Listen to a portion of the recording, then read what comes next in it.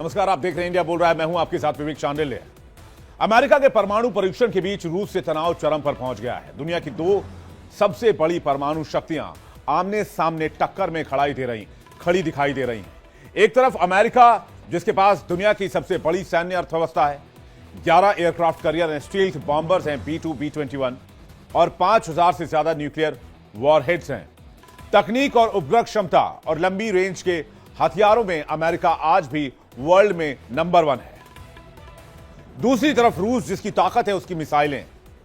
दुनिया की सबसे घातक हाइपरसोनिक मिसाइल एवेनग्राद, समुद्र से छोड़ा जाने वाला पोसाइडन न्यूक्लियर ड्रोन और सरमट ICBM, जो पूरे महाद्वीप को मिटाने की ताकत रखता है। रूस के पास 5500 से ज्यादा परमाणु हथियार हैं। यानी आंकड़ों के लिहाज से देखा जाए तो दोनों एक दूसरे के बराबर हैं।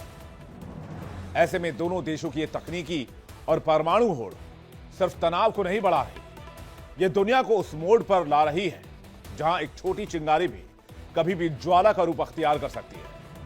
तनाव बढ़ रहा है और दुनिया सांस रोककर आगे की डेवलपमेंट्स को देख रही है। तो क्या इसी के साथ एक और परमाणु होड़ दुनिया में जन्म लेने वाली है? क्या कोल्ड वॉर का दौर वापस आने वाला है? क्या दुनिया भर में परमाणु हथियारों की नई रेस शुरू हो चुकी है? और क्या तीसरे विश्व युद्ध की आहट 2026 में बचने वाली है? आज इसी पे करेंगे कि इंटरनेशनल डिबेट। दुनिया भर से मेहमान हमारे साथ जुड़ेंगे। अमेरिका की नई हरकत से पूरी दुनिया सन्न है, सख्ते में है। खुलासा हुआ है कि अमेरिका ने चुपचाप परमाणु परीक्षण कर दिया है। जी हां, वही अमेरिका जिसके राष्ट्रपति डोनाल्ड ट्रंप ने कुछ ही दिन पहले बयान दिया था कि हम बहुत जल्द भविष्य में फिर से न्यूक्लियर टेस्ट करेंगे। अब दुनिया यह नहीं समझ पा रही थी कि यह सिर्फ दबाव बनाने की रणनीति है या सच की ओर इशारा। लेकिन रूस की स्टेट एजेंसी RT के दावे ने सब कुछ साफ कर दिया है। अगस्त में ही अमेरिका ने अपना B-61-12 न्यूक्लियर बम टेस्ट पूरा कर लिया था और इसके साथ ही रूस और अमेरिका के बीच पहले से सुलग रहा तनाव अब लपटों में बदलने लगा है। सोचिए, यह परीक्षण कब हुआ है? ट्रंप के ऐलान से पहले, पुतिन के साथ हुई अलास्का मीटिंग के सिर्फ 72 घंटे के बाद, व्हाइट हाउस में होने वाली नेटो बैठक से पहले, और ठीक उस समय जब रूस अपने पोसाइडन और बुरेविनेस्किक हथियारों की परीक्षण की तैयारी कर रहा था। यानी कि टाइमिंग बताती है कि यह महज तकनीकी टेस्ट नहीं है, बल्कि एक जियो पॉलिटिकल स्ट्रैटेजी, और वो भी सीधा रूस और अमेरिका के बीच। तो सवाल यह कि अमेरिका को अचानक से परमाणु परीक्षण की जरूरत क्यों पड़ी? क्या ट्रंप घरेलू मोर्चे पर दबाव में है? उनकी लोकप्रियता में भयंकर कमी आई है। दुनिया भर में टैरिफ को लेकर मनमुटाव है। यूएस के अंदर महंगाई बहुत ज्यादा है। खाने पीने की चीजों की कमी ने माहौल बिगाड़ रखा है। ऐसे में न्यूक्लियर कार्ड खेलना ट्रंप की घरेलू राजनीति से लेकर वैश्विक प्रभाव तक दोनों के लिए एक बड़े दांव की तरह देखा जा रहा है। लेकिन इस बार का परीक्षण अमेरिका के पिछले 2 परमाणु परीक्षणों से जमीन आसमान से अलग है। पहला 16 जुलाई 1945 को और आखिरी 23 सितंबर 1992 को परमाणु परीक्षण अमेरिका ने किया था। और अब 33 साल के बाद फिर से अमेरिका ने न्यूक्लियर टेस्ट किया है। तीनों ही टेस्ट नेवाडा की टोनोपा टेस्ट रेंज में हुए। फर्क यह कि पहले दोनों जो टेस्ट थे वो अंडरग्राउंड टेस्ट थे, लेकिन इस बार अमेरिका ने बिना विस्फोट के ग्रेविटी न्यूक्लियर बम B-61-12 का परीक्षण कर लिया। यानी उस स्थिति की प्रैक्टिस जिसमें एक बम को वास्तविक युद्ध स्थिति की तरह गिराया जाता है, लेकिन यहां न्यूक्लियर ब्लास्ट नहीं किया जाता है। तो समझ लीजिए B-61-12 की ताकत क्या है। यह हवा से गिराया जाने वाला एक न्यूक्लियर ग्रेविटी बम है। इसे B-2A, F-15E, F-16, F-35 और यहां तक कि B-21 बॉम्बर से भी लॉन्च किया जा सकता है। इसकी लंबाई 12 फीट है, इसका वजन 825 पाउंड है। ग्रेविटी और गाइडेड मोड दोनों में टारगेट भेजने में सक्षम है। पुराने न्यूक्लियर बमों की तुलना में ज्यादा सुरक्षित और ज्यादा सटीक है। रूस इसे अमेरिका की न्यूक्लियर एस्केलेशन का पहला कदम बता रहा है। मॉस्को में माहौल गर्म है, बयानबाजी तेज हो रही है और दुनिया पूछ रही है कि क्या यह तीसरे वर्ल्ड वॉर की आहट है। इस मामले में यह भी देखिए कि किस देश के पास कितने परमाणु हथियार हैं। रूस की बात की जाए तो रूस सबसे ऊपर है, जहां पर 5,580 न्यूक्लियर वॉरेंट है। अमेरिका के पास 5,277 के करीब। चीन के पास तकरीबन 600 के आसपास है, लेकिन यह आंकड़ा ऊपर भी हो सकता है, यह भी कयास लगाए जाते हैं। इसके बाद फ्रांस की बारी आती है करीब 290, यूके के पास 225, तब भारत की बारी आती है। भारत के पास करीब 180 परमाणु हथियार हैं और पाकिस्तान के पास करीब 170 परमाणु हथियार हैं। इजराइल के पास तकरीबन 90 परमाणु हथियार हैं और उत्तर कोरिया के पास करीब 20 से 50 परमाणु हथियार हो सकते हैं। लेकिन सवाल यह है कि जब मिसाइल टेस्ट कर रहा है अमेरिका, तो क्या यह अमेरिका रूस के बीच बढ़ते तनाव को और खतरनाक बनाएगा? क्या यह परमाणु हथियारों की नई होड़ को नहीं शुरू कर देगा? और क्या दुनिया एक बार फिर से न्यूक्लियर बॉम्ब के ऊपर आकर नहीं बैठ गई है? इन सवालों के जवाब कुछ हफ्तों में मिल जाएंगे, लेकिन इतना तय है, ट्रंप के इस चुपचाप किए गए परमाणु परीक्षण ने दुनिया की राजनीति को एक बार फिर से उसी मोड़ पर ला खड़ा किया है, जहां तनाव है, टकराव की गर्मी है और भविष्य अनिश्चित नजर आता है, जैसा कि कोल्ड वॉर के दरमियान हुआ था। और आपको बता दें, कोल्ड वॉर ही वो टाइम था जब सबसे ज्यादा परमाणु परीक्षण किए गए। मकसद क्या है? थोड़े दिन पहले डोनाल्ड ट्रंप ने कहा था कि उनके पास इतने परमाणु हथियार हैं कि वो पूरी दुनिया को 150 बार वाइप आउट कर सकते हैं। बातचीत करने के लिए मेहमानों का एक बड़ा पैनल इस वक्त हमारे साथ जुड़ रहा है। हमारे साथ कर्नल एस के मलिक जुड़ रहे हैं, भू राजनीतिक विशेषज्ञ और रक्षा विशेषज्ञ। मलिक साहब, बहुत स्वागत है आपका। कर्नल जयेश सोढ़ी हमारे साथ जुड़ रहे हैं, विदेश मामलों के जानकार, रक्षा विशेषज्ञ। सोढ़ी साहब, आपको बहुत स्वागत है। मेजर आशीष चतुर्वेदी हमारे साथ जुड़ रहे हैं, रक्षा विशेषज्ञ। आशीष जी, आपका भी बहुत स्वागत है मेजर साहब। सीए डॉक्टर अमन चुग हमारे साथ जुड़ रहे हैं, जियोपॉलिटिकल एक्सपर्ट हैं, भू राजनीतिक विशेषज्ञ। चुग साहब, आपका भी स्वागत है। और डॉक्टर मोनिका बी सूद जुड़ रही हैं, विदेश मामलों की जानकार हैं। मैम, आपका भी बहुत बहुत स्वागत है। और साथ ही साथ दर्शकों, आपका भी बहुत स्वागत करते हैं आज की डिबेट में। मैं पहला सवाल जो है वो मोनिका जी से पूछना चाहूंगा कि अमेरिका के इस गुपचुप न्यूक्लियर टेस्ट का मतलब क्या है? क्या हम एक बार फिर से कोल्ड वॉर का एक जो टाइम पीरियड था हम उसमें जा रहे हैं? पूरी दुनिया उस तरफ जा रही है। देखिए, मेरा मानना ये है कि कोल्ड वॉर का पीरियड स्टार्ट हो सकता है, पर इसमें सबसे ज्यादा अमेरिका ने ये दिखाया है, क्योंकि देखिए वो बहुत देर से कोशिश कर रहा है, 1 साल हो गया कोशिश करते उसको, और रशिया को सबक सिखाना चाहता है। ठीक है, पर अब ट्रम्प जो है उसको अब टैरिफ के वजह से उसके अपने ही घर का माहौल, अपने ही अमेरिका का माहौल बहुत खराब है, कीमतें बहुत बढ़ गई हैं, फेडरल लॉज में फंसा हुआ है। तो अब बात यहाँ पर आती है कि रशिया को उसने इंडिया को भी बहुत मजबूर किया कि भी किसी तरीके से रशिया से क्रूड ऑयल लेना कम करें।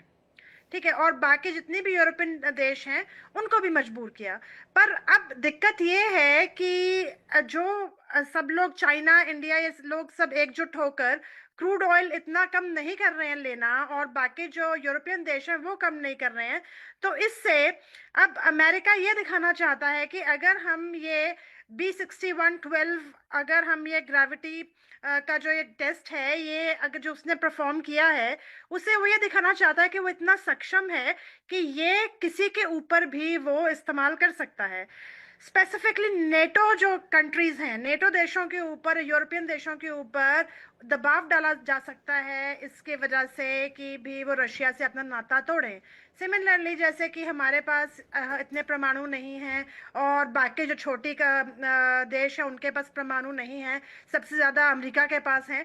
तो ये उसका डराने का तरीका है, और ऑफ कोर्स कोल्ड वॉर तो शुरू हो ही सकता है, उसका डायरेक्ट वार्निंग है ये। और रशिया ने भी उल्टा वार्निंग दे दिया है कि अब तुम कैसे करोगे, हम देखते हैं।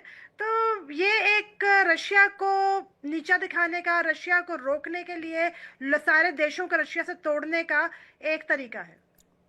ये अलास्का में मीटिंग कर रहे थे डोनाल्ड ट्रंप और पुतिन, और उसके ठीक 72 घंटे के बाद इस टेस्ट को अंजाम दे दिया गया। वो कह रहे हैं उधर शांति करो, शांति करो, इधर B1261 बॉम्ब को टेस्ट कर रहे हैं वो। यही तो दोगलापन है ना ट्रंप का, कि वहां जब उनको पता चला कि शांति का तो वहां पर वो नारा दे के आए, पर जब उन्हें पता चला कि बात बनेगी नहीं, तो उन्होंने उसी समय वहां टेस्ट करवा लिया। How can you trust US, Donald Trump और CIA? मलिक साहब, क्या लगता है आपको? We can never trust US. बिल्कुल, अमेरिका पर ट्रस्ट करना बड़ा मुश्किल है। We can never do that, it was never possible earlier and it's neither. SK Malik साहब। विवेक साहब, सभी को नमस्कार। नमस्कार सर। हाँ, ये जो टेस्ट की जितनी खबरें आ रही हैं, देखिए ये तो मेरे ख्याल से मुझे लगता है कि भले ही हमको हमारे लेवल पे ये जानकारी ना हो या अब मिली हो, ये रूस को मालूम है कि उन्होंने टेस्ट कर लिया है। और इस टाइप के टेस्ट एक तरह से छुपते नहीं है, खासकर रूस और अमेरिका के बीच में। उनकी इतनी जो जो इन्वेस्टिगेशन एजेंसीज है या इंटेलिजेंस एजेंसीज हैं, वो इसका हर डेट्स का हिसाब रखती है। जब ये अलास्का में इनकी मीटिंग हुई थी और बहुत सारी चीजें डिस्कस हुई होंगी, जो कि ओपन डोमेन में बड़ी फिल्टर करके दी जाती है, उसके बाद जो ट्रंप साहब मायूस होके गए थे, तो ट्रंप साहब ने ये ऑलरेडी जान लिया था कि रशिया अपनी जो उसकी जो कोर इश्यूज है, कोर मांगे हैं, जो यूक्रेन के साथ उनका कॉन्फ्लिक्ट चल रहा है, उसके बिना मानने वाला नहीं है। और जो आप रशिया के जो अभी टेस्ट हुए थे, उन्होंने एक मिसाइल का टेस्ट किया था जो कि एटॉमिक रिएक्टर ऑपरेटेड थी, और इसी के साथ साथ उन्होंने एक टॉर्पीडो बनाया था, टॉर्पीडो का भी टेस्ट किया था, ऑलरेडी था उनके पास, टेस्ट किया था उसको फंक्शनलिटी पॉइंट ऑफ व्यू से। उसको भी तब टेस्ट किया जब उनको पूरा कंफर्मेशन था कि yes, America has already tested these things. ये एक देखा जाए, ये एक डोमिनेंस की पॉलिसी है। और परमाणु टेस्ट, हाइड्रोजन बॉम्ब या फिर थर्मोन्यूक्लियर डिवाइसेस वगैरह टेस्ट करने से ये पूरे वर्ल्ड में कभी चलने वाली नहीं है, ऐसा उम्मीद कभी नहीं लगी जाती। क्योंकि जब अगर ये चल जाती है किसी भी गलती से कभी भी, तो ये समझ लीजिए ये बहुत बड़ा डिवास्टेशन होगा इस अर्थ के ऊपर। तो ये एक देखा जाए, ये डोमिनेंस बैलेंसिंग एक्ट है। स्ट्रेटेजिक वेपन्स हैं, उनको एज ए स्ट्रेटेजिक ऑब्जेक्टिव के लिए रखा जाता है। अमेरिका ये जो कर रहा है, देखिए अमेरिका दोगलेपन की नीति पे चल रहा है। अमेरिका चाहता है कि हर कोई, अब कोई नई बात नहीं है, अमेरिका की तो मतलब सदियों से बात है, वो चाहता है पूरे वर्ल्ड उसकी मुट्ठी में हो। ये संभव नहीं है। आज के युग में इतनी चीजें आ गई है, पूरे देश और बहुत सारे ऐसे कंट्रीज हैं जो पहले गुलाम हुआ करते थे, जो निकल के आए हैं, जो इनकी कॉलोनी से निकल उभर के आए हैं, वो कंट्रीज आज बहुत प्रोग्रेस कर रहे हैं। और जो कंट्री प्रोग्रेस करेगा, जो अपना सेल्फ रेस्पेक्टिंग कंट्री होगा, वो दूसरे की एक लिमिट तक मानेगा। अमेरिका हम पे जो थोप रहा है, हर चीज अपनी हर चीज थोपता है। देखिए अमेरिका की नाराज होने की बहुत सारी वजह है, कोई एक वजह नहीं है हमारे लिए। और हम, चलिए ये एक विषय अलग हो जाता है। मैं अब आ जाता हूं रशिया और अमेरिका के संबंध पे, जो यूक्रेन युद्ध के थ्रू है। अगर यूक्रेन युद्ध को रुकवाना है, तो मैं आज भी, मेरा फर्म मानना है, अमेरिका आज बैकआउट कर जाए, यूक्रेन युद्ध विद इन मंथ खत्म हो जाएगा, रुक जाएगा, चीजें बैलेंस आउट हो जाएंगी। सारा खेल अमेरिका के बिजनेस का है, उसके हथियारों की बिक्री का है, यूरोप नेटो की बिक्री का है। अमेरिका पहले डायरेक्ट देता है और आके उसके एनर्जी के जो रिसोर्सेज है उन पर कंट्रोल करना चाहता है। अमेरिका आके बैठना चाहता है इनडायरेक्टली और डायरेक्टली, बिल्कुल रूस के साइड में आके उसको बैठ के और उसको डोमिनेट करना चाहता है। और वो रूस को बेसिकली एक तरह से वीकन करना चाहते हैं। बाइडेन प्रशासन की ये नीति रही है कि रूस को उलझाए रखिए, लेट द वार प्रोलॉन्ग, और इसके तहत रूस के जितने भी रिसोर्सेज हैं उनको ड्रेन आउट कीजिए। हालांकि आज तक ये सिद्ध होता है, ये लगता है कि जो बाइडेन प्रशासन की जो पॉलिसी, जो ट्रंप साहब ने भी कंटिन्यू की, उसमें वो बुरी तरह फेल हुए हैं। क्योंकि अमेरिका का ये मानना कि रूस इतनी जल्दी से कमजोर हो जाएगा, देखिए रूस एक बैटल हार्डेड कंट्री है। ये वही कंट्री है जिसने वर्ल्ड वॉर 2 का पासा पलटा था जर्मनी के खिलाफ। और ये वही सेना है, बहुत देशभक्त लोग हैं रशियन, और हार नहीं मानते हैं तक। और यूक्रेन को टूल बनाया हुआ है पूरे नेटो ने, पूरे यूरोप ने और अमेरिका ने। कभी वो, सही बात है जी, कभी हथियार देने की बात खुद करते हैं, कभी इस पर सस्पेंड कर देते हैं, कभी इसको नेटो के थ्रू बेचते हैं और उनको बोलो कि आप भी कमीशन लीजिए, आप भी यूक्रेन को बेचिए। यूक्रेन को इतने नीचे डुबा दिया गया है कि यूक्रेन को सदियां लग जाएगी। डिफेंस वाले तो, और डिफेंस कंपनीज तो माला माल हो, डिफेंस लॉबी तो काम करती है कि भाई यूक्रेन का युद्ध रुकना नहीं चाहिए, ताकि हथियार और मिसाइल्स और बाकी चीजों, सप्लाई, आर्म्स, एम्यूनिशन, वो चलता रहे और यूएस की इकोनॉमी रन करते रहे। जी जी, बड़े बड़े बड़े पैसों के साथ, मार्जिन के साथ। लेकिन अमेरिका किस स्क्रिप्ट की तैयारी कर रहा है? पूरे देश से टैरिफ, पूरी दुनिया से टैरिफ टेंशन मोल ले रखा है, चाइना के साथ भिड़ा हुआ है, रशिया के साथ भिड़ा हुआ है, ईरान और नॉर्थ कोरिया के तो खैर मैं बात ही नहीं कर रहा है, छोटे प्लेयर्स हैं। लेकिन स्क्रिप्ट क्या है चुग साहब अमेरिका की? नमस्कार है जी, जय भारत है। जय भारत। मैं थोड़ा दो एंगल के और स्क्रिप्ट ऐड करता हूं, और आप देखेंगे आने वाले समय में। मेरे को लगता है कि इस एंगल को समझने से पहले मैं एक थोड़ा भूमिका बनाता हूं कि देखिए जी, जितना भी वर्ल्ड का डिसऑर्डर होता है या वर्ल्ड में जब भी वॉलेटिलिटी आती है, ये डीप स्टेट चाहता है हमेशा वॉलेटाइल वर्ल्ड रहे। तो यानी कि इसका मतलब ये कि जब भी डिसरप्शन आएगी, तो चाहे वो ट्रेड टैरिफ के through Trump as a disruptor को क्रिएट किया गया ताकि डिसरप्शन को वो आग लगाए, एंड देन अब रिसेंटली लेट अस से nuclear testing as a disruption create किया गया है। और जैसे मलिक साहब ने कहा, these type of products are normally not used, and ये एक तरह से दिखावे के एक तरह से प्रोडक्ट होते हैं। एंड ये जो वॉलेटिलिटी होती है, जो ग्लोबल वर्ल्ड में मार्केट माफियाज या जिसको हम डीप स्टेट बोलेंगे, दो एंगल आ जाता है। डीप स्टेट पॉलिसी मेकर्स को इंपैक्ट करते हैं कि इकोनॉमिक पॉलिसीज कैसी बनाई जाए because of this disruption, and market mafia के तौर पे ये मार्केट्स को इंपैक्ट करते हैं ताकि वॉलेटिलिटी क्रिएट हो, ताकि रिटेल और आम जनता हमेशा स्लेव बने रहें टू गेट ट्रैप्ड जो मनी मार्केट या वर्ल्ड की जो मार्केट चलती है। अब इसमें दो एंगल में देने की कोशिश करता हूं। पहला एंगल ये है कि आपने देखा होगा, जो कि रिसेंटली फ्रंट एंड न्यूज में नहीं आया, कि जो MiG-31 का जो अटेम्प्ट टू किडनैप का एक रिसेंट एपिसोड जो वेस्टर्न वर्ल्ड ने अभी प्लान किया था, MiG-31 का, ये वैसे ही है जैसे MiG-21 का इजराइल ने सीरिया से किडनैप किया था टू असेस के अंदर क्या क्या टेक्नोलॉजी यूज करी है बाय रशिया, एंड यही अभी ये अटेम्प्ट जस्ट रिसेंटली हुआ था।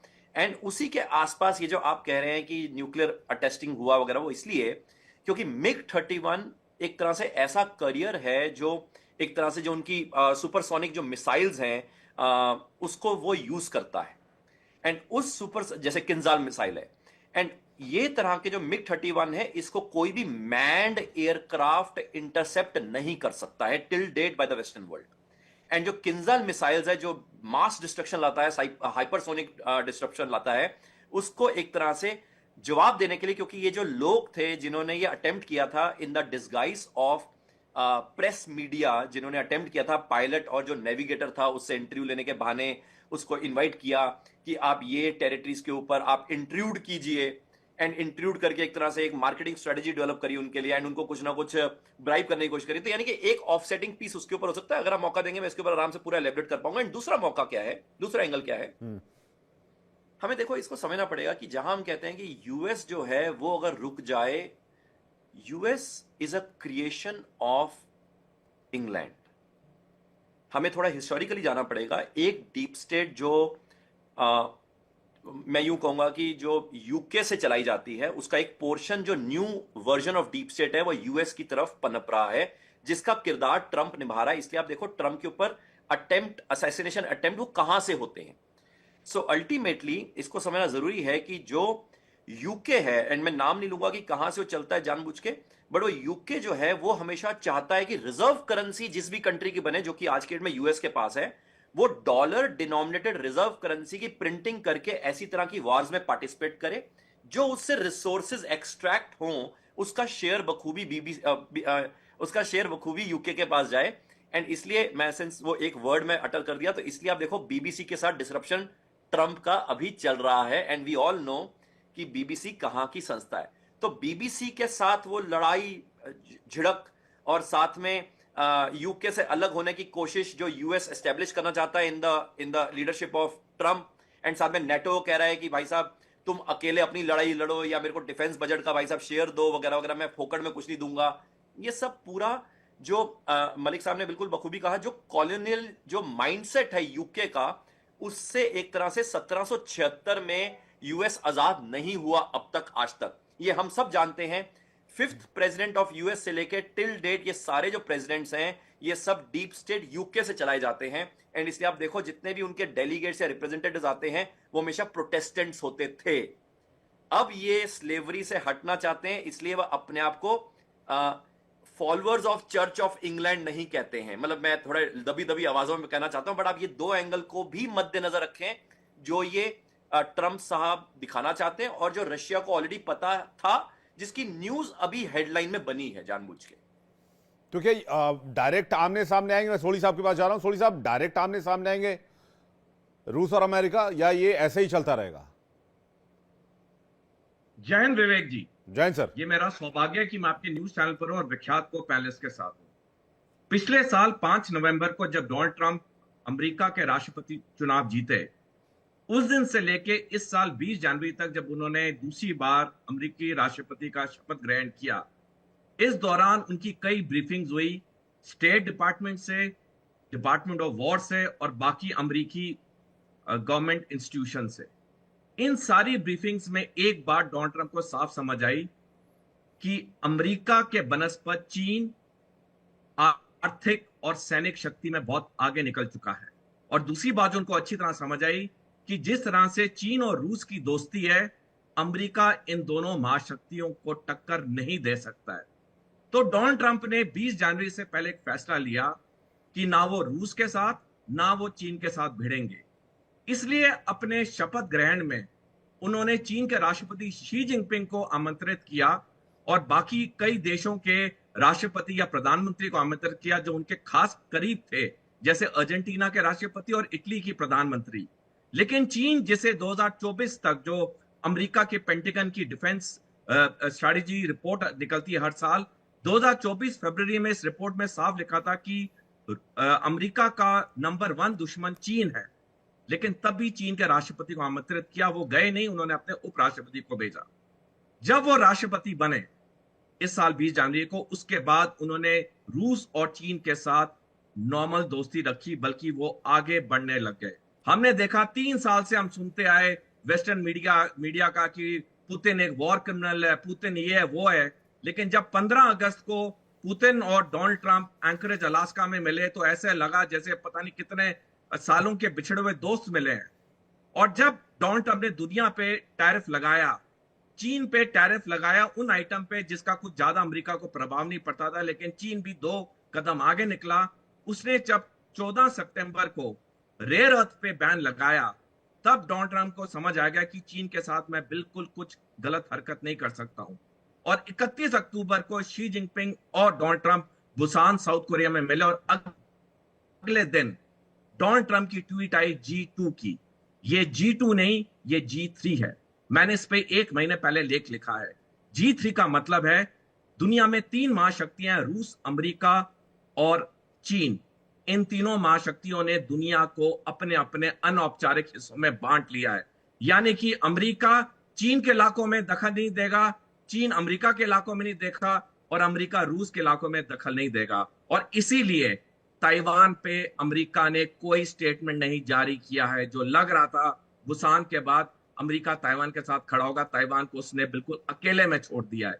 यानी कि विवेक जी, कहने का साफ मतलब है ये जो डोनाल्ड ट्रंप कर रहे हैं ये सोची समझी रणनीति है, जिसमें तीनों महाशक्तियों ने अपने अपने इलाकों, दुनिया को अपने अपने इलाकों में बांट लिया है। अब जो छोटे मोटे देश हैं या जो सैनिक तौर पे कमजोर हैं, ये उनके ऊपर दबाव बनाने की ये प्रक्रिया है। चाहे कहना कि मैं ये न्यूक्लियर टेस्ट कर रहा हूं, चाहे न्यूक्लियर आर्म रेस करेंगे, हकीकत ये है कि अब ये तीनों महाशक्तियां एक दूसरे के साथ बिल्कुल नहीं भिड़ेंगी, ये अपने अपने इलाके में राज करेंगे। तो फिर ये पोस्चरिंग क्यों है मेजर आशीष? अगर सोडी सर की बात को मान लिया जाए तो फिर ये न्यूक्लियर टेस्ट, ये मिसाइल टेस्ट, ये हथियार की नुमाइश, ये पैमाइश, ये दिखावापन, ये मिसाइल्स के टेस्टिंग, ये क्यों है फिर? देखिए, पहले तो ये समझने की जरूरत है कि डोनाल्ड ट्रंप उस तरीके के मैच्योर्ड, जैसा कि एक अपेक्षा होती है कि एक जो यूएस का प्रेसिडेंट होगा उसका जो मेंटल कैलिबर होगा, उस लेवल के वो नेता नहीं है। उनके अंदर वो मानसिक स्थिरता नहीं है, ये एक सच्चाई है जो आज जो उनके बिहेवियर से, उनके डिसीजन से कहीं ना कहीं दिख रही है। पहले भी यूएस में प्रेसिडेंट्स हुए, वो बहुत मैच्योर्डली चीजों को हैंडल करते थे, वो भी बहुत साधु संत नहीं हुआ करते थे, वो यूएस इंटरेस्ट को आगे रखते थे, लेकिन उन डिसीजंस को लेना और उन डिसीजंस को कन्वे करना और उनका इंप्लीमेंटेशन होना, वो जिस मैच्योरिटी के साथ होता था, आज वो नहीं हो रहा है। आज एक इरैशनल, इरैटिक आप देखते हैं कि अचानक कुछ नया हो जाएगा, अचानक कुछ ऐसा हो जाएगा, अचानक कोई डिसीजन ले लिया जाएगा, अचानक कहीं बॉम्बिंग करवा देंगे। तो इस तरीके का जो नैरेटिव अपने डिसीजन से, अपनी बातों से डोनाल्ड ट्रंप ने रखा है, उससे उनकी और यूएस की जो छवि है कहीं ना कहीं वो खराब हुई है विश्व में, और डोनाल्ड ट्रंप की अपनी छवि खराब हो रही है अमेरिका के अंदर। तो जो आपने अभी सवाल किया कि ऐसी टेस्टिंग से, मुझे सिर्फ ऐसा लगता है कि जिनके पास 5000 पहले ही न्यूक्लियर बम्स हैं, तो अब एक नया बना के हम किसी पे कोई दबाव नहीं बना सकते। इट इज इलॉजिकल, कोई वो नहीं है जो है वो दुनिया को 200 बार खत्म करने के लिए ऑलरेडी रखे हुए हैं, तो अब नया बना के क्या डराएंगे? वो तो ऑलरेडी के पास है, तो उसका औचित्य नहीं बनता है। वो सिर्फ अपनी पब्लिक का ध्यान, अपने जो डिसीजन उन्होंने लिए और जिससे अमेरिका को नुकसान उठाना पड़ रहा है, जो हम देख रहे हैं ट्रेड में, कॉमर्स में, इकोनॉमी पे उनके असर आ रहा है, इनके टैरिफ से, इनके रवैयों से, इनके डिसीजन से। मुझे सिर्फ ऐसा लगता है कि मतलब उनको वो ध्यान डोनाल्ड ट्रंप हटाना अमेरिका को वहां से- राष्ट्रवाद की चटनी चटा रहे हैं। वो एक फॉल्स नैरेटिव जिसे हम कहते हैं वो बनाने का, और थोड़ा सा डाइवर्जन जो जो वहां पे जो अभी इश्यूज हैं, जो बर्निंग इश्यूज हैं, मुझे ऐसा लगता है कि डोनाल्ड ट्रंप उससे ध्यान थोड़ा सा भटकाना चाहते हैं, जिससे जो चर्चा होगी नेचुरली, आप टैरिफ और जब न्यूक्लियर टेस्ट करेंगे तो कुछ दिनों लोगों की चर्चा टैरिफ्स पे और इकोनॉमिक इश्यूज पे ना हो करके लोगों के बीच न्यूक्लियर उस पर चर्चा रहेगी। और भी जानते हैं कि रिएक्शन रशिया से कुछ ना कुछ स्टेटमेंट्स के तौर आएगा तो हम यहाँ से रिस्पॉन्ड करेंगे, कुछ हम स्टेटमेंट्स देंगे, तो कहीं ना कहीं आप जो है इस तरीके से जो मेन इश्यूज हैं जो वहां लोग उठा रहे हैं उनसे डाइवर्ट कर सकोगे अटेंशन को। मुझे लगता है सिर्फ इतना ही, उससे ज्यादा कुछ भी नहीं है। पोस्चरिंग और ध्यान हटाने की एक कोशिश है इसमें। मोनिका जी, आप क्या कहेंगे? देखिए, सही है, ध्यान हटाने की कोशिश तो हो सकती है, क्योंकि जैसे कि मैंने पहले भी बताया कि अपने फेडरल लॉज में, अपने टैरिफ्स में, अपने घर में, अपने खुद कंट्री में फंसे हुए हैं।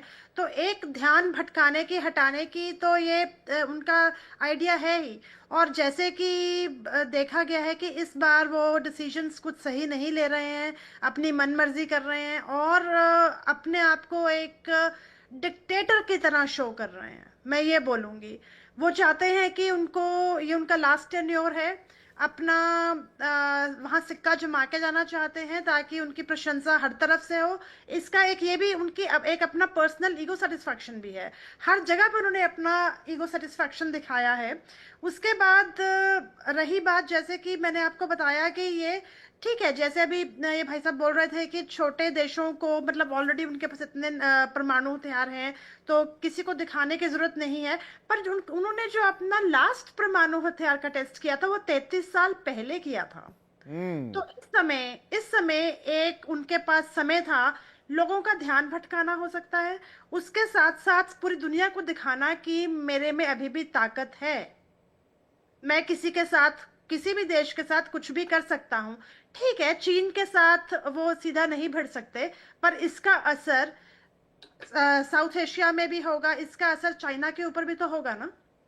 जो वो परमाणु हथियार का परीक्षण कर रहे हैं उसका असर सीधा चाइना और इंडिया पे भी पड़ेगा। मतलब ग्लोबल साउथ में इंपैक्ट भी होगा। हाँ, ग्लोबल साउथ में तो इम्पैक्ट होगा ही इसका। इसीलिए एक ये, ऑफ कोर्स ये यूज तो नहीं होंगे, सबको पता है, सब देशों को पता है, जहां न्यूक्लियर बॉम्ब्स, न्यूक्लियर परमाणु यूज हुए वहां पर पूरा वास्ट डेवस्टेशन हो जाएगा और बहुत ज्यादा कैटास्ट्रोफी आ जाएगा। तो वो नहीं हो पाएगा, वो नहीं करेगा कोई भी। बस ये डराने का तरीका है, दिखाने का तरीका है, हर देश को अपने तरफ झुकाने का तरीका है और अपनी शर्तों पे मनाने का तरीका। ना, सही बात है। 5 रखिए, 500 रखिए, 5000 रखिए, दुनिया को मिटाने के लिए तो 5-10 परमाणु बम ही काफी है। 5000 रखिए, 10,000 रखिए, उससे क्या फर्क पड़ रहा है? मैं वही आपको पहले बता रही थी कि रशिया से क्रूड ऑयल कोई नहीं ले रहा था। हाँ। इनको दिख रहा था कि रशिया से कोई नाता नहीं तोड़ रहा है। तो एक तो वो पोस्चरिंग करने की कोशिश हुई कि भाई पूरे देश को, पूरी दुनिया को डराया जाए। हाँ, पूरी दुनिया को डराया जाए ताकि हमारे पास कुछ है और हम ये तुम्हारे ऊपर यूज कर सकते हैं अगर मौका मिले तो। ठीक, मलिक साहब क्या कहेंगे इस पर? विवेक, देखिए, इस बात में कोई संशय नहीं कि आज की डेट में अमेरिका इकोनॉमिकली और मिलिट्रीली एक स्ट्रॉन्ग कंट्री है। इसमें आई थिंक किसी भी कंट्री को कोई दो राय नहीं होगी। उसके पास और रशिया के पास जितने एटम बॉम्ब हैं, जैसे कि आशीष जी ने बताया, वो काफी है तबाही लाने के लिए। मुझे नहीं लगता कि ये अमेरिका के इस टेस्टिंग से कोई देश डरने वाला है, क्योंकि आज इंफॉर्मेशन वो बहुत ओपन है, गोपनीय इंफॉर्मेशन पे काफी कुछ इस लेवल तक अवेलेबल है कि कंट्रीज अपनी स्ट्रेटेजी बनाते हैं। अमेरिका ने जो ये किया है, मुझे ये लगता है कि जैसे कि ये वक्ता ने बताया कि एक तो ये है कि वो वहां का ध्यान भटकाना चाहते हैं, क्योंकि ट्रंप साहब अपने ही जाल में आंशिक रूप से फंस चुके हैं। वो जाल क्या है? उन्होंने अमेरिकन जनता को बड़े बड़े सब्ज बाग दिखाए, और एक मैं दिखा देता हूं, बड़ा पॉपुलर है मागा वाला। अभी मागा के खिलाफ कल ही, जैसे कल परसों की बात है, उन्होंने एक हमारे H1B पॉलिसी पे कुछ उन्होंने पार्शियल यू टर्न लिया है या उसको मॉडिफाई किया है। अब ये मागा वाले उन्हीं के पीछे पड़ गए हैं कि आप ऐसे कैसे कर सकते हैं, आपने जो प्रॉमिस किया है नेशन को, देश को, आप अपनी पॉलिसी से कैसे जा सकते हैं। वन पार्ट हुआ। अब बात आती है कि ये टेस्ट करने से कोई फर्क नहीं पड़ने वाला, इतना जरूर है हाँ, उनके अपने किसी वेपन को वो वैलिडेट करना चाहते हैं, उसके पैरामीटर्स वैलिडेट करना चाहते हो, ये यूज कभी नहीं होगा, कम से कम हमारी जनरेशन में तो नहीं होगा। और अगर ऐसा होता है तो दुनिया में इससे बड़ी तबाही नहीं होगी, क्योंकि जो वेपन उन्होंने टोस्ट किया है ये नॉर्मल न्यूक्लियर टेस्ट नहीं है, ये न्यूक्लियर वेपन नहीं है, इट इज ए थर्मोन्यूक्लियर, जिसको हम हाइड्रोजन बॉम्ब की श्रेणी में रखते हैं, जिसका दूसरा नाम हम भाषा में हाइड्रोजन बॉम्ब। अब रशिया की ये बात आती है, देखिए ये फ्लेक्सिंग, मसल फ्लेक्सिंग चल रही है रशिया और अमेरिका की। अमेरिका डायरेक्ट रशिया के सामने नहीं आएगा, बिल्कुल नहीं आएगा। जैसे कि हमारे माननीय वक्ता ने बताया कि ये इन्होंने अपने एरिया बांट लिए, चलो मैं उस बात पर उतना नहीं आ जाके, मैं इतना कहता हूं कि ये सारा खेल पैसे का, डॉलर का है। और अमेरिका की नजर में आज भारत इतना कल्प्रिट क्यों बना हुआ है, क्योंकि देखिए एक ऑर्गेनाइजेशन आई है ब्रिक्स, अमेरिका को लग रहा है कि भारत देशों से उनकी लोकल करेंसी में कारोबार कर रहा है।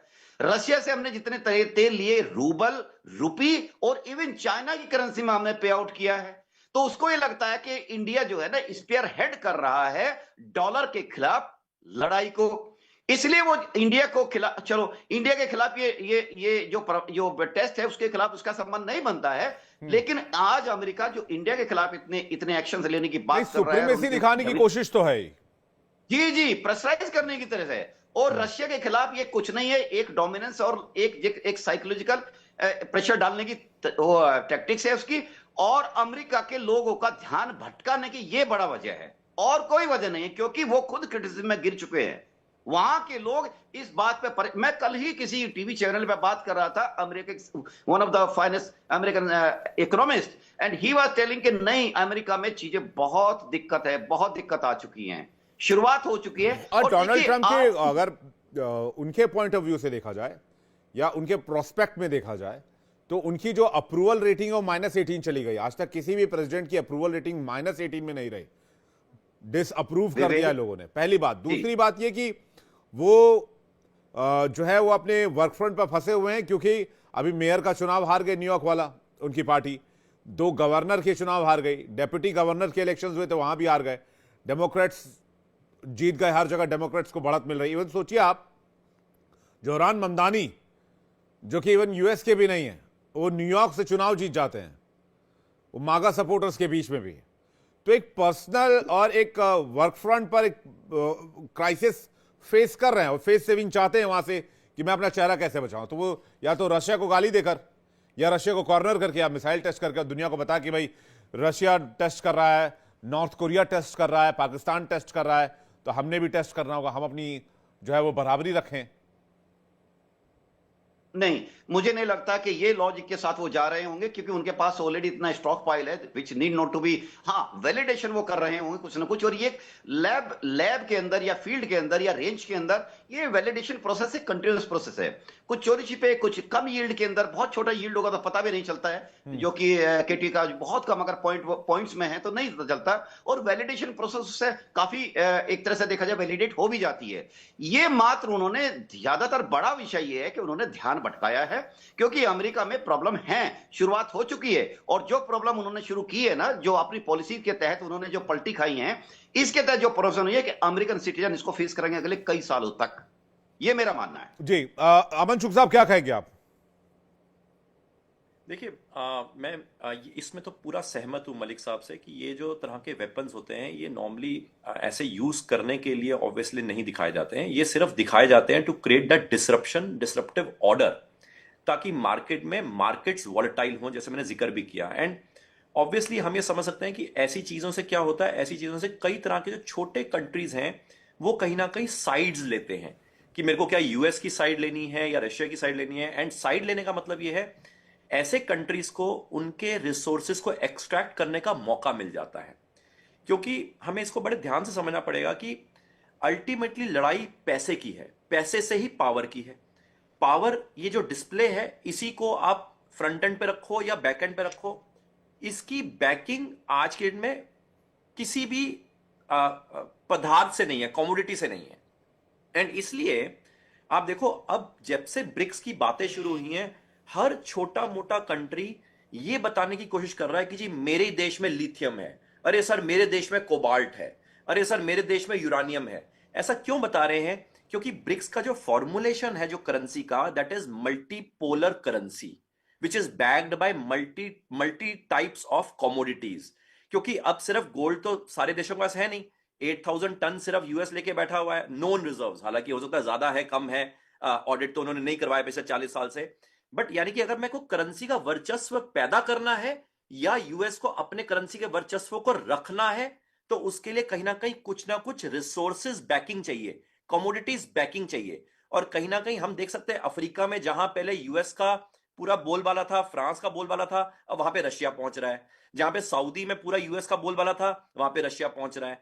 तो उस एंगल से मैं कहूंगा कि कंट्रीज का बंटवारा हो, कंट्रीज एक तरह से साइड्स लें, ऐसी तरह की डिस्प्ले ऑफ पावर ऐसा दिखाया जाता है, ताकि कंट्री जब साइड लेंगे तो वहां पे मेरे बेसिस बनेंगे तो मैं उनके रिसोर्सेज को एक्सट्रैक्ट करूंगा, जितने रिसोर्सेज मैं ले पाऊंगा, जितना मैं कंट्रोल कर पाऊंगा, उतनी मेरी करेंसी की वैल्यूएशन क्रिएट होगी। क्योंकि अल्टीमेटली मेरी जो करेंसी है, जो डॉलर है, जो रिजर्व करेंसी कहा तो जा रहा है, मगर बैकिंग पीछे है या नहीं, फोर्ट नॉक्स में कितना गोल्ड है या नहीं, उसका ऑडिट वो करवा ही नहीं रहे पिछले 40 साल से।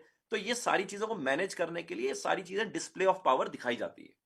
एंड जैसे मैंने दूसरा एंगल बताया, यूके वाला एंगल को नजरअंदाज मत करना, क्योंकि तभी बीबीसी और ऐसे कई चैनल्स हैं जो एंटी ट्रंप पूरी मुहिम छेड़ के बैठे हुए हैं। क्योंकि ट्रंप अभी रिसेंटली जब स्कॉटलैंड यूके गए थे तो उन्होंने पूरी स्टेटमेंट्स दी कि जी हमारी रूट सेम है, हम ऐसे हैं, हम वैसे हैं, मगर डील तो कुछ हुई ही नहीं, कोई पेपर्स में एग्रीमेंट तो कुछ हुआ नहीं। जब डील नहीं हुई तो एक्शन तो कुछ होगा नहीं। तो दिखाने के एक तरह से स्टेटमेंट्स थी। एंड ये पूरा जो यूके कंट्रोल्ड डीप स्टेट है, उसको समझ आ रहा है कि ये कहीं ना कहीं अपना वर्चस्व क्रिएट करना चाहता है विद द मॉडर्नाइज जो नहीं। और आप देखिए, मैं उसको अगर मद्देनजर भी रखूं, और आपकी जो पहली बात थी कि भाई आपका जो दायरा है उसको लगातार बढ़ाने की कोशिश कर रहे हैं।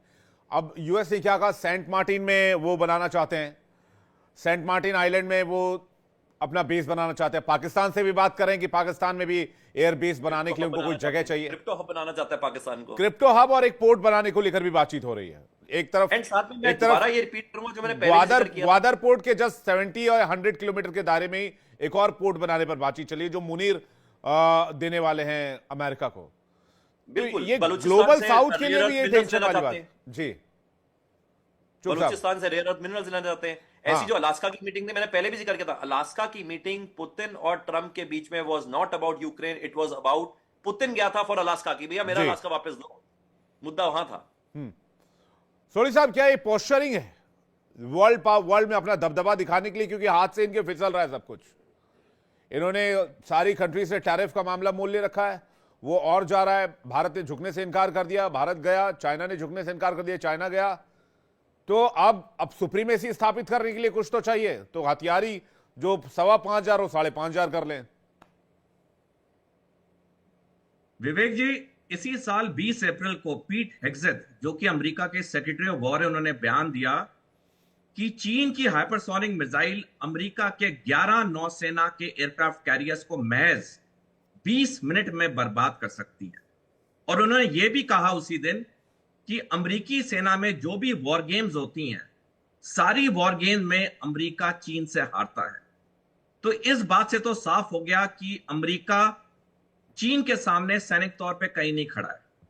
30 सितंबर इस साल तक 120 देशों ने कहा कि वो चीन के साथ व्यापार युआन में करेंगे। दुनिया में 195 देश हैं, जिसमें से 193 देश संयुक्त राष्ट्र के सदस्य हैं, और उसमें से 155 देशों ने चीन के साथ बेल्ट रोड इनिशिएटिव साइन किया है। और बीआरआई बहुत सफल है। जो वेस्टर्न मीडिया बताता रहा दुनिया को झूठ की बीआरआई फेल हो चुका है, कोलैप्स हो चुका है, कई बड़े बड़े अमेरिकी और यूके के थिंक टैंक्स ने रिपोर्ट निकाली है बीआरआई बहुत सफल है। तो पूर्ण रूप से जहां तक अमेरिका है, वो ना चीन ना रूस के सामने सैनिक या आर्थिक तौर पे टिकता है। अब एक ही चीज वो बचती है उसके पास, जो उसकी शताब्दियों पुरानी या दशकों पुरानी एक नॉर्मल स्क्रिप्ट है, वो है उसकी वॉर इकोनॉमी। अमेरिका की जो इकोनॉमी है वो वॉर इकोनॉमी है, क्योंकि दुनिया के 10 सबसे बड़े हथियार बनाने वाली कंपनियों में से 6 अमेरिका में स्थित हैं। तो दुनिया के किसी कोने में लड़ाई झगड़ा होता है, अमेरिका पहले पहुंचता है अपने हथियार और असला लेके। ये जो पूरा हो रहा है, ये जो बयान आ रहे हैं या टेस्टिंग हो रही है, ये सिर्फ एक शो ऑफ स्ट्रेंथ है। जैसे मैंने कहा, ट्रम्प साहब कहते वो हैं मैं तो देश- जंग रुकवाने में माहिर हूं, मैंने दुनिया की कई जंगें रुकवाई हैं, आर्मेनिया अजरबैजान की रुकवा दी, इंडिया पाकिस्तान की रुकवा दी, रूस यूक्रेन की रुकवाने की कोशिश कर रहे हैं, इसराइल और फिलिस्तीन गाजा की हमास की जंग रुकवा दी। देखिए, वो दावे कुछ भी करें, हर आदमी को बोलने का हक है। जैसे मेरे को बोलने का हक है, आपको बोलने का हक है, वो तो अमेरिका के राष्ट्रपति हैं, उन्हें तो बोलने का हक है। लेकिन हकीकत में क्या उन्होंने जंगें खत्म कराई? बिल्कुल नहीं। आर्मेनिया अजरबैजान की जंग तो पहले ही खत्म हो गई थी। भारत पाकिस्तान के बारे में तो हम सारे जानते हैं कि हम पे कोई दबाव नहीं था। हमारे प्रधानमंत्री, एक्सटर्नल अफेयर्स मिनिस्टर ने कई बार पार्लियामेंट में तक बोला है। जहां तक कंबोडिया और थाईलैंड की बात है, वो जंग रुकी थोड़े घंटे के लिए, फिर उनकी झगड़े शुरू हो गए। तो ये तो जो वो कहते हैं ठीक है, वो अपने नजरिए से कुछ भी कह सकते हैं, लेकिन वो अच्छी तरह जानते हैं कि अगर अमेरिका को चलाना है तो अमेरिका दुनिया में शांति से नहीं चल सकता है। अमेरिका तभी चल सकता है जब दुनिया में शांति हो, लड़ाई झगड़े हो। विवेक जी, आज जब हम बात करें, दुनिया में 23 वॉर्स और कन्फ्लिक्ट चल रही हैं, जिसमें हम 2 ही जानते हैं, एक रूस यूक्रेन और दूसरी जो अभी खत्म हुई है इजराइल हमास की, लेकिन 21 और चल रही हैं और सब में अमेरिका किसी ना किसी हिस्से में पार्ट लेता है। तो जहां तक जंग खत्म कराने की बात है, ये तो एक ढोंग है। जिस दिन दुनिया में जंग खत्म होगी, अमेरिका की अर्थव्यवस्था तो वैसे ही ठप हो जाएगी। नहीं, और इधर भी, यहाँ साउथ एशिया में भी बांग्लादेश को उंगली कर रहा है, इधर पाकिस्तान को उंगली किए बैठा है अमेरिका। भारत के खिलाफ लगातार उकसाने की कोशिश कर रहा है। अभी वो चिकन नेक को लेकर भी कुछ बातचीत हो रही थी कि वो ग्रेटर बांग्लादेश का मैप बांग्लादेश ने जारी किया। किसके इशारे पर हो रहा है? CIA के इशारे पर हो रहा है, अमेरिका के इशारे पर हो रहा है। तो ये जैसे कि अभी हम लोगों ने बातचीत की कि इसको हम ट्रस्ट नहीं कर सकते हैं, लेकिन क्या अमेरिका फिर से अपनी इकोनॉमी को वॉर इकोनॉमी बनाकर स्टैब्लिश करना चाह रहा है? क्योंकि GDP debt 125%, GDP to debt ratio 125% तक चला गया है या उससे भी ऊपर जा चुका है, जो 2024-25 में वर्स्ट सिचुएशन में है अमेरिका के लिए। और मेजर कंसर्न होगा ये, क्योंकि उन्होंने कोशिश की, आज तक कोई ट्रेड डील मेजर साहब वो कर नहीं पाए किसी भी देश के साथ, जबकि उन्होंने आने से पहले वादा किया था मैं सारे देशों के साथ ट्रेड डील करूंगा और टैरिफ इनइक्वालिटी को खत्म कर दूंगा। वो नहीं हुआ। दूसरा, अमेरिका की कोई इज्जत नहीं कर रहा। भारत जैसा देश झुकने को तैयार नहीं है। भारत ने साफ बता दिया कि भाई आपका टैरिफ 50% ठीक है, हम कैरी करेंगे 50%। पाकिस्तान, नॉर्थ कोरिया को आप साधने की कोशिश कर रहे हो, जिनपिंग से आप मुलाकात कर रहे हैं। एक पॉइंट और ऐड करूंगा, अल शरा जो सीरियाई राष्ट्रपति हैं, जो कभी अलकायदा के टेररिस्ट हुआ करते थे और जिन्होंने अमेरिकी सैनिकों के गर्दन काटे और ऐसे हाथ में 2 सिर पकड़कर फोटो खिंचवाई है, ये आज भी वायरल है। वो जाकर ट्रंप के व्हाइट हाउस में लंच कर रहे हैं डोनाल्ड ट्रंप के साथ। मेरे साहब, देखिए, जब मैं पिछली बार बोल रहा था, मैंने यही कहा था कि डोनाल्ड ट्रंप जो है वो बहुत क्लियर नहीं है। उनका विजन, उनके डिसीजंस बहुत क्लियर नहीं है। उसमें बहुत ज्यादा कंफ्यूजन है कहीं ना कहीं। अगर आप दूर से देखते हैं तो कहीं ना कहीं आप महसूस करते हैं कि ये वो आदमी है जिसको पता नहीं है कि करना क्या है। ये वो आदमी है जिसको ये नहीं पता है कि बोलना क्या है, और बोलने के बाद फिर क्या करना है, और करने के बाद फिर क्या बोलना है, इसको पता ही नहीं है। कि कभी कुछ बोल रहा होता है, कभी कुछ कर रहा होता है। तो उससे कहीं ना कहीं, अब क्योंकि यूएस प्रेसिडेंट है, तो कहीं ना कहीं यूएस की जो इमेज हुआ करती थी आज से कुछ दशक पहले या कुछ वर्षों पहले आप देखें तो बहुत से ऐसे कारण हैं इसके अलावा भी कि यूएस की जो होल्ड जो पूरी दुनिया पे हुआ करता था, वो पिछले अगर आप 10 सालों में देखें तो कहीं ना कहीं कम हो गया। उसका स्टैचर पहले से बहुत कम हो गया है। उसमें चाइना का बहुत बड़ा रोल है जो बैलेंस कर रहा है, क्योंकि जैसे अभी मैन्युफैक्चरिंग में आप देखें तो चाइना क्योंकि बहुत ज्यादा आगे निकल गया है, तो वर्ल्ड की बहुत सी ऐसी कंट्रीज हैं जिनका बिजनेस जो खरीदारी होती है चीजों की या मैन्युफैक्चरिंग होती है वो चाइना में कराते हैं, अपने असेंबल करते हैं। तो उनके जो ट्रेड है उनका वो अमेरिका के बजाय अब वो सब चाइना शिफ्ट हो रहा है, बिजनेस वहां जा रहा है। तो यूएस ये भी रियलाइज कर रहा है कि चाइना जो है बहुत एक इंपॉर्टेंट प्लेयर बन रहा है, मिलिटरीली भी और इकोनॉमिकली भी, और ट्रेड को अफेक्ट कर रहा है। जब ये सारी चीजें अफेक्ट करती हैं तो अमेरिका की इमेज को अफेक्ट हो रहा है, अमेरिका की करेंसी पे असर आ रहा है, जो उनको दिख रहा है कि अगर ये ट्रेंड ऐसे ही चलता रहा, तो जो अभी जिक्र हो रहा था करेंसी का, तो कहीं ना कहीं जो अमेरिकन डॉलर की सुप्रीमेसी और वैल्यू है वो भी घट रही है कहीं ना कहीं, या आने वाले समय में उसकी वैल्यू कम हो जाएगी। क्योंकि जब आप देखेंगे कि दूसरी कंट्रीज अभी जो डिपेंडेंसी अभी उस पर रहती है, वो आने वाले समय में नहीं रहेगी। तो कहीं ना कहीं ये कारण है जिस वजह से वो, अच्छा, इसको वो ठीक तरीके से चैनलाइज भी नहीं कर पाए। जैसा आपने जिक्र किया कि मैं कहा था मैं लोग और कंट्रीज से अपने रिलेशंस जो है बेटर करूंगा, ट्रेड में जो डिस्पैरिटीज हैं उनको इवन आउट करेंगे, और उन्होंने किया क्या, उसका उल्टा कर दिया। इससे पहले अमेरिकी रिलेशंस बहुत कंट्री से फिर भी ठीक ठाक हुआ करते, फ्रेंड करते थे। आज उन्हें अमेरिका के ऐसे रिलेशंस बना दिए, उसकी ऐसी इमेज खड़ी कर दी है कि कहीं भी वो ठीक से देखे नहीं जा रहे हैं। तो ये बात को अमेरिकन सिटीजन्स भी रियलाइज कर रहे हैं और उनके स्ट्रेटेजिस्ट भी रियलाइज कर रहे हैं कहीं ना कहीं कि we are not heading in right direction. तो कहीं कहीं इसका खामियाजा बिल्कुल जो अभी जो चर्चा निकल के आया है कि यूएस को आने वाले समय में इसका खामियाजा जरूर उठाना पड़ेगा। मलिक साहब, अब इसके इंपैक्ट की बात करते हैं। इंटरनेशनल लेवल पर क्या इंपैक्ट होगा? क्या हथियारों की होड़ फिर से शुरू हो सकती है? क्या इंडिया भी टेस्टिंग शुरू कर सकता है? क्योंकि हमने भी लंबे समय से कोई न्यूक्लियर टेस्ट नहीं किया है और अमेरिका में 1992 के बाद से यह टेस्ट किया है। विवेक जी, एटॉमिक की टेस्टिंग जो अभी है, जो हमारे पास अपना वेपनरी है, हम अपनी वेपनरी को चेंज जो सिनेरियो हुआ है उसमें अपने को तैयार कर रहे हैं। हमें मालूम है हम घिरे हुए हैं, 2.5 फ्रंट नहीं 3 फ्रंट से। चलिए, एक फ्रंट के लिए हम हथियार नहीं चाहिए, उनके लिए हमें इंटेलिजेंस और बुद्धि ज्यादा चाहिए। जो 2 फ्रंट है हमारे ऑब्वियस है, उनके लिए हम हमेशा तैयार रहना ही होगा।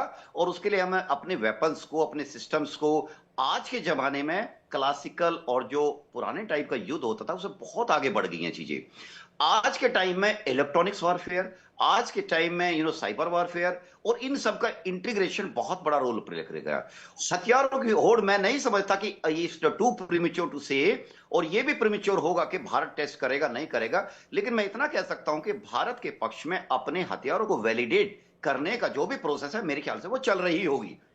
बहुत बड़े जो डीआरडीओ है, बाहर के हमारे बड़े बड़े ऑर्गेनाइजेशंस हैं, उनके साइंटिस्ट अपने इस काम में लगे होंगे कि अपने देश के हित के लिए उनको क्या तैयार करना है, क्या वैलिडेट करना है, किस चीज को ड्रॉप करना है, क्या आउटडेटेड टेक्नोलॉजी होगी और किस चीज को उनको एमलबेट करके, इंटीग्रेट करके अपने को एक ऐसा सिस्टम देना है जो हमारे देश की रक्षा के लिए फुल प्रूफ और इफेक्टिव रहे। नहीं, ऐसा तो नहीं कहीं रशिया में भी टेस्टिंग शुरू हो जाए? रशिया ने कोशिश तो शुरू कर ही दी है, अभी हाल ही में टेस्ट किया था। चाइना में टेस्टिंग शुरू हो जाए? चाइना के पास महज कुछ 1,000 के 600 के आसपास ही न्यूक्लियर वॉरेट्स हैं। यूरोप में टेस्टिंग शुरू हो जाए, फ्रांस के पास कम है, इटली के पास कम है। तो वो एक होड़ जिसके बाद जो कोल्ड वॉर के टाइम पे जैसा हुआ था, कहीं वैसा ना हो जाए। विवेक, 2 पॉइंट। पहली बात तो ये कि देखिए, स्टॉक पाइल इतना है, ना तो रशिया को चाहिए, ना ही अमेरिका को चाहिए, ना ही चाइना को चाहिए।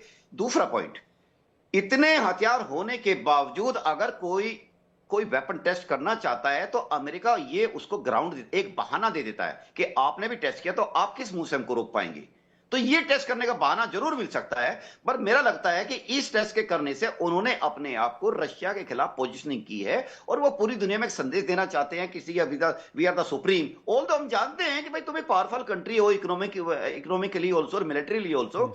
तो इसको देखते हुए उन्होंने, बड़ा उद्देश्य उनका ये रहा होगा कि अपने देश के लोगों का ध्यान भटकाना, ये रहा होगा उनका। अब क्या लगता है आपको, कोई रेस शुरू हो सकती है टेस्टिंग की पूरी दुनिया में?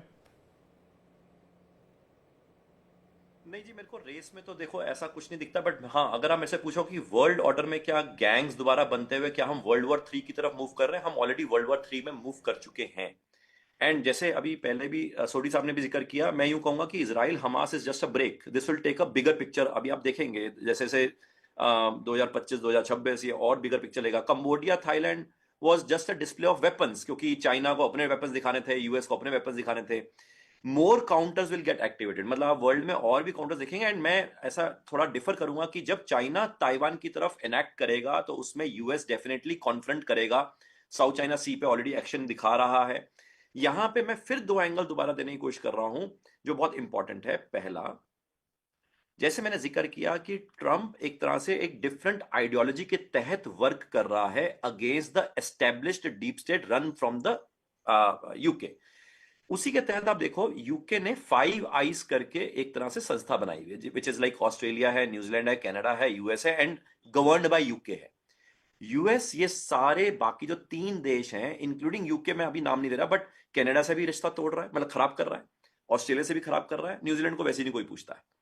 यानी कि इसका मतलब है वो एक तरह से अगर हम देखें, Trump was never a successful businessman. जितने भी इनहेरिटेड बिजनेसेस थे जो उसके पेरेंटल से आए थे 1990s में 70 to 80% सारे बिजनेसेस बैंकरप्ट हो गए थे। ट्रंप ने पिछले इलेक्शंस में भी अपना फॉर्च्यून मार्केट से ही बनाया था, 7 times of what he was worth जब वो प्रेसिडेंट बने थे। ट्रंप को किरदार किसने दिया है? एक न्यूली एस्टेब्लिश्ड डीप स्टेट ने, जो चाहता है कि एक तरह से जो डिसरप्टर के तौर पे ट्रंप आए, डिसरप्शंस को और ज्यादा तेजी से लेकर आए। बीच में जब ट्रंप आया था और उसके बाद फिर बाइडेन को इसलिए लाया गया था बिकॉज ज्यादा डिसरप्शन हो गई थी, एंड वहां पे ज्यादा डिसरप्शन के बाद फिर एक तरह से पॉज आया। अब ट्रंप को दोबारा लाया गया, ये इतनी डिसरप्शन ले आएगा कि ultimately United States of America will not be united going forward. We will all see disintegration. In fact आप देखो अभी रिसेंट एक न्यूज आई है, फ्लोरिडा कहता है कि हम अपने टेरिटरी में गोल्ड की यूसेज करेंगे एंड हो सकता है गोइंग फॉरवर्ड और डॉलर को रिप्लेस ही कर दें। एंड जिस तरीके से मास अनरेस्ट चल रहा है with in United States of America, मुझे लगता है plan of scheme of things कुछ और है। वो ये है कि जो न्यूली एस्टेब्लिश्ड डीप स्टेट है वो एक तरह से टेरिटरीज अलग करना चाहता है। जो सेटलर्स आए थे, अगर हम हिस्टोरिकली भी जाएं, ओरिजिनली आप म्यूट पे हैं शायद, आपकी आवाज नहीं आ रही। मेरी आवाज आ रही है? हाँ भाई, मैं कह रहा हूं आप ये कहना चाह रहे हैं यूएसएसआर वाले रास्ते पर अमेरिका जा रहा है, बाल्कनाइजेशन हो सकता है। एंड ये प्लान्ड है, मैंने बताया ना, डिसरप्शन इज प्लान्ड बाय। हम ट्रंप को देख रहे हैं, हम बाइडेन को देख रहे हैं, हम चाइना को देख रहे हैं। मत देखिए पीछे एस्टेब्लिशमेंट किसकी है। हाँ, रशिया एज एन एस्टेब्लिशमेंट अलग है, चाइना एज एन एस्टेब्लिशमेंट अलग है, बट जब मैं वेस्टर्न वर्ल्ड की बात करता हूं, आप देखिए, मैं एक और एग्जांपल देता हूं। पहले नैरेटिव होता था कि जी हम प्रो इजराइल हैं। आप हिस्ट्री में जाइए जी, जूस के अगेंस्ट सारा जो कलेश मचाया था वो established deep state of UK ही था। और आज के इनमें जो आर्टिकल्स आ रहे हैं कि America is anti Israel, America is anti Israel, आप उठा के देख लीजिए, जो भी आदमी आर्टिकल लिख रहा है उसका बैकग्राउंड चेक कर लीजिए, वो कहा कौन से नैरेटिव को बिल्ड कर रहा है। सो अल्टीमेटली मेरा कहने का मतलब है कि there is going to be a disruption within the established deep state also। नहीं, ये इसको अगर ऐसे समझा जाए कि अमेरिका के अंदर जो अनरेस्ट है उसको होल्ड करने के लिए डोनाल्ड ट्रंप कुछ एक रास्ता ढूंढने की कोशिश कर रहे हैं, या न्यूक्लियर टेस्ट कर लें, चाहे वो किसी तरह से कोशिश उनकी हो रही है कि वो उस प्लस एक्सपेंशन जो टेरिटरीज, ताकि मैं अपनी प्रेजेंस बनाता रहूं और मैं और रिसोर्सेज को अपना यूटिलाइज कर पाऊं। ऑब्वियसली एंगल हो सकता है उनको लड़ने का, किसी से कॉन्फ्रंटेशन पे कोई शौक नहीं है। हाँ, कॉन्फ्रंटेशन दिखावे के लिए तो आएंगे। चाइना जब आएगा ताइवान के ऊपर तो यूएस भी दिखावे के लिए आएगा, क्योंकि वो ताइवान एक्ट भी है ना अमेरिका के उसमें आएगा, और उसकी सिक्योरिटी की जो जिम्मेदारी है वो अमेरिका के पास है ताइवान एक्ट के तहत। इसलिए ट्रंप बार बार नेटो से हट रहा है कि जी आप खुद अपनी लड़ाई लड़ो, अपना देखो, आप अपना खर्चा पानी खुद चलाओ, हम आपको और पैसे नहीं दे सकते, हम आपको चार्ज करेंगे जी, ठीक है। एंड ये लास्ट एक एंगल जो मैं पहले भी दिया था, हाँ, हम ये ग्रॉस मिसकंसेप्शन में है कि चाइना जो है it is more powerful than US economically. उसके चाइना के तो अपने बाजे ज्यादा बजे हुए जी। क्योंकि आप समझो, चाइना का एग्रीमेंट जिमी कार्टर और डेंग जियोपिंग में हुआ था 1978 में, जिसमें 1 चाइल्ड पॉलिसी एस्टेब्लिश करवाई गई थी और कहा गया था डोमेस्टिक कंजम्पशन नहीं होगी। तो अल्टीमेटली क्या होगा, चाइना को सारा आउटसोर्स कर दिया, यूएस ने इंडस्ट्रियलाइजेशन हब बना दिया। लॉजिकली देखो, वर्ल्ड का 28% प्रोडक्शन कहां होता है? चाइना में। वर्ल्ड का 30% कंजम्पशन क्या होता है? यूएस में। तो चाइना का एस्टेब्लिशमेंट क्या था? Before China became a member of WTO, कैसे बना? क्योंकि चाइना के अपने प्रो चाइनीज मेंटल वाले जो लोग थे वो WHO, WTO में पहुंच गए, इसलिए उसको मेंबरशिप मिल गई। अदरवाइज यूएस ने कभी नहीं देनी थी उसको। नहीं, मुझे कुल मिलाकर कहानी है कि डोनाल्ड ट्रंप साहब खुद ही फंस गए और अब फेस सेविंग के चक्कर में उल्टे सीधे कदम उठाए जा रहे हैं, जैसे मेजर साहब भी कह रहे थे कि भाई क्या शायद मैं कहूं फंस गए या प्लान्ड है डिसरप्शन क्रिएट करने का। जी, चलिए देखना होगा। मुझे लगता है कि बहुत इन्होंने नोट छापे हुए हैं, उतने से ज्यादा डेट है, उसके हिसाब से इकोनॉमी चला नहीं सकते। डिसरप्शन स्ट्रैटेजी बहुत जल्दी क्लियर हो जाएगी, बहुत ज्यादा वक्त लगेगा नहीं। अब मेहमानों का बहुत शुक्रिया हमारे साथ जुड़ने के लिए और अपना कीमती वक्त देने के लिए बहुत बहुत धन्यवाद। आप सभी का, दर्शकों आपका भी बहुत बहुत शुक्रिया। लेकिन बारी है इंडिया डेली क्विज कॉन्टेस्ट की। आज का सवाल है, भारत के विमानन मंत्री कौन है? उड्डयन मंत्री। आपके ऑप्शन है, option A Ram Mohan Naidu, option B Anurag Thakur. सही जवाब भेजिए 72407 72407 पर व्हाट्सएप करके। लकी विजेता को मिलेगा शानदार इनाम। साथ ही बताते हैं आपको कल के विनर का नाम। कल सही जवाब दिया है इंडिया डेली क्विज कॉन्टेस्ट में मनोहर लाल ने, जो चित्तौड़गढ़ राजस्थान के रहने वाले हैं। मनोहर लाल जी, बहुत बहुत बधाई आपको। जल्द ही इंडिया डेली की तरफ से मिलेगा आपको एक शानदार तोहफा।